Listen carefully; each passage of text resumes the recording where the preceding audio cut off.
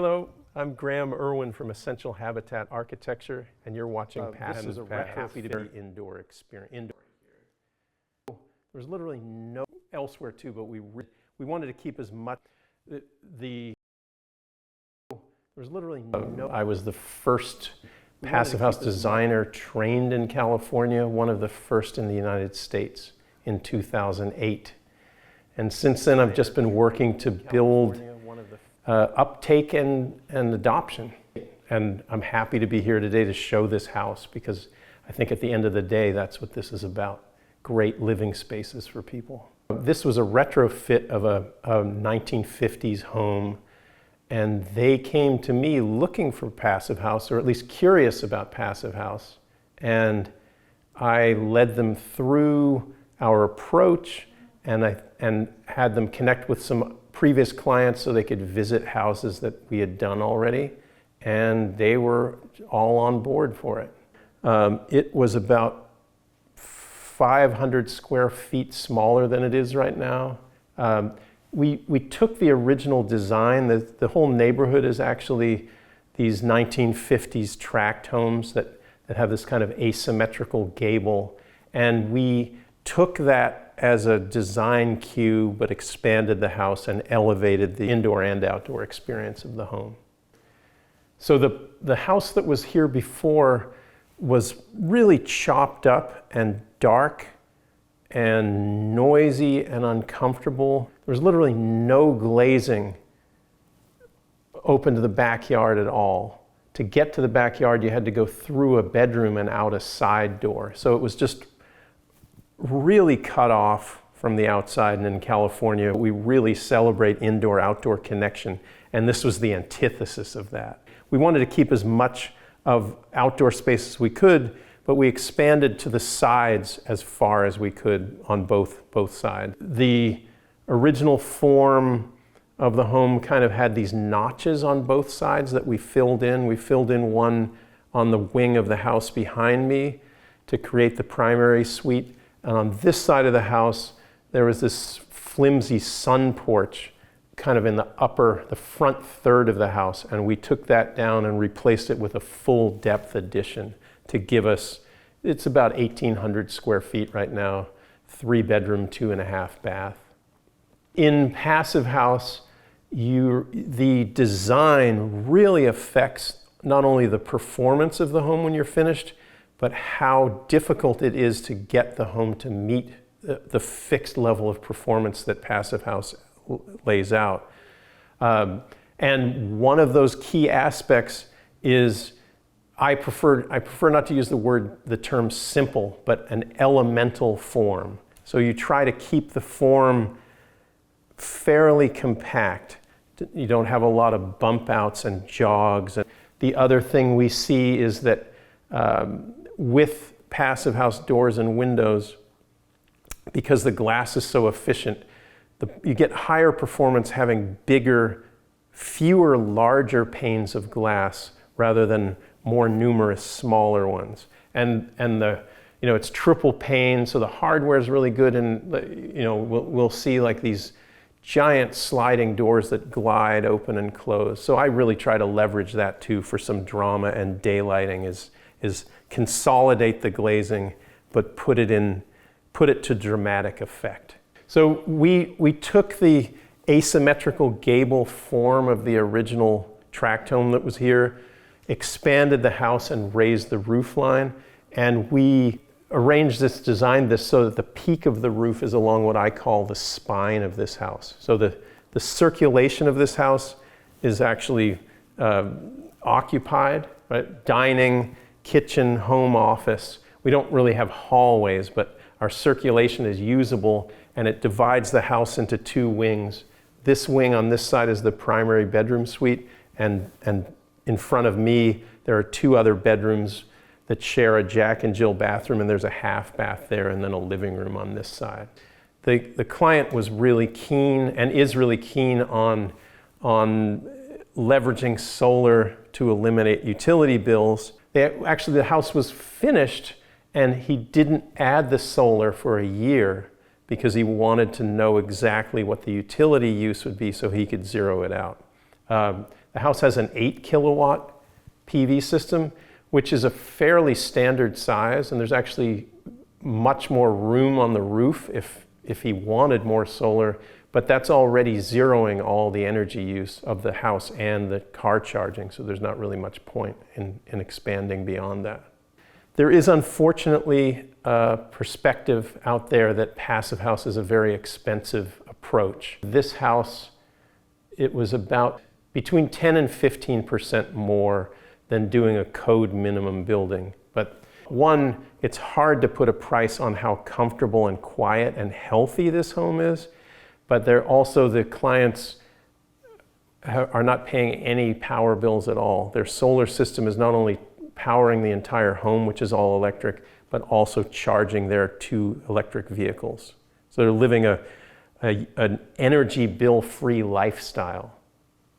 And that didn't used to be a big deal in California, but speaking from personal experience, utility bills have gotten crazy, and these folks are in an enviable financial position.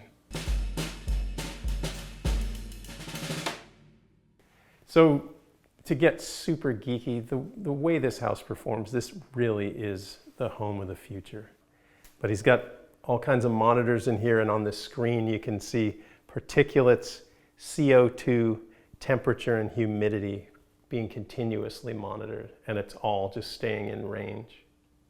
And so we've also, in addition to all this indoor monitoring, we've also got utility use monitoring, and the results are amazing. Like across the year, the energy demand is almost flat. There's almost no seasonal change whatsoever, which is like a dream come true for grid operators. So, with my wonderful geeky client who's monitoring this and like arbitraging his solar day and night to maximize his return, you can have all this kind of monitoring in a standard home, but you might know what's going on, but you have no ability to make any choices. You have to run your heating when it's cold outside. You have to run your cooling when it's hot outside. This empowers you to take the data that you're getting and have options and influence. This house was designed to be inherently comfortable. The house basically just stays really comfortable, even if you open the door. It doesn't take hours to come back. They rarely even run the heating or cooling in this house. Most of the year it's just doing its thing with the HRV. So we organized the mechanicals within the conditioned space, but tried not to consume any of the floor area. The HRV, heat recovery ventilator, is located up above this closet. There's an access panel that you move to change the filters, and the ducting and so forth runs along in this utility chase above these cabinets. We generally use heat recovery ventilators more than energy or enthalpy recovery ventilators in this climate, because the moisture exchange is not beneficial for us.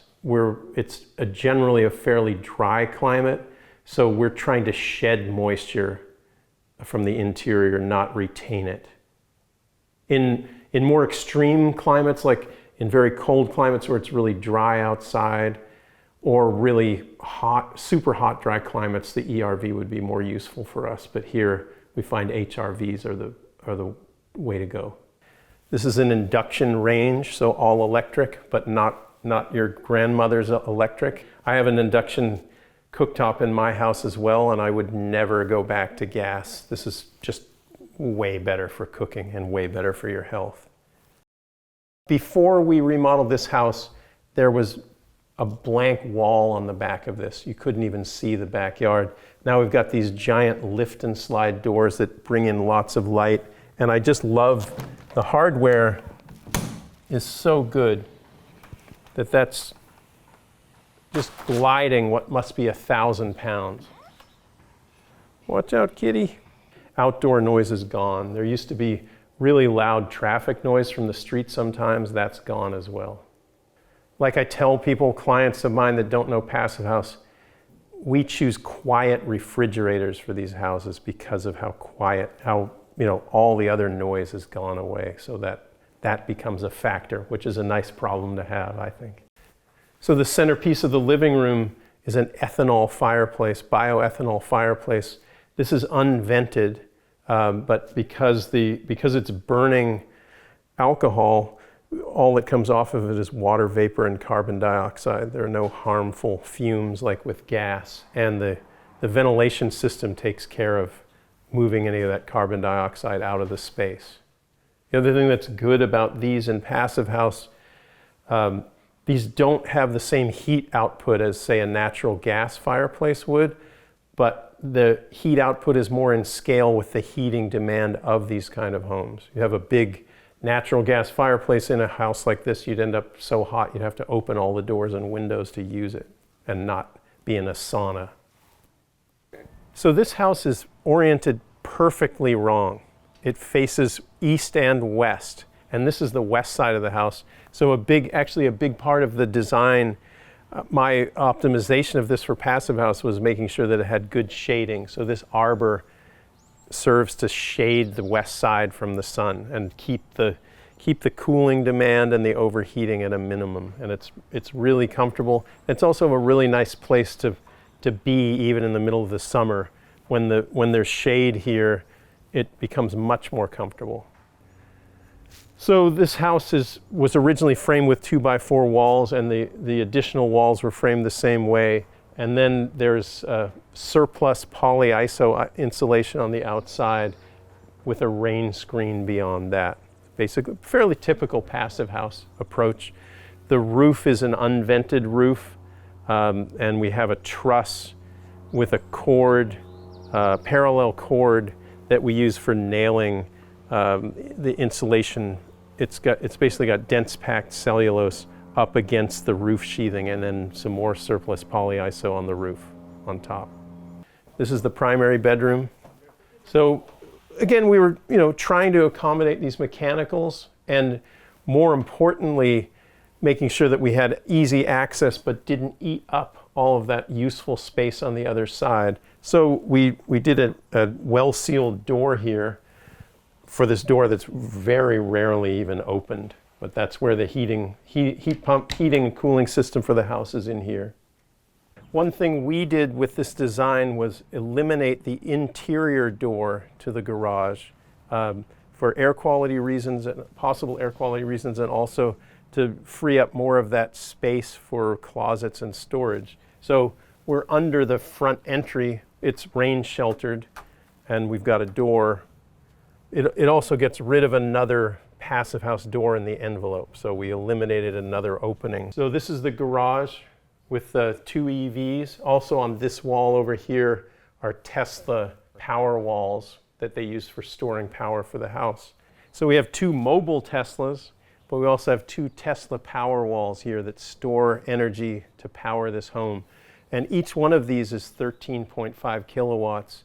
And the owner got 2 of them because they can literally power their house with business as usual even when the grid goes out. They don't have to think about, oh, there's a grid shortage, we have to not cook or turn off these things. They literally live the same way when there's power from the grid or when there isn't. These can be charged both from the grid or from the solar system.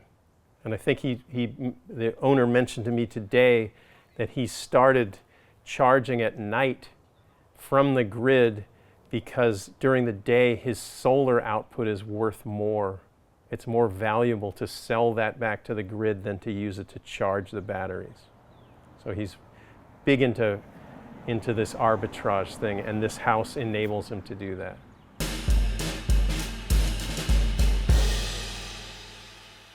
So thanks for coming to visit the project with us. This is a fairly modest project, but it's a really solid, comfortable, healthy home with lots of space. Feels great inside, and lets the owners live without utility bills.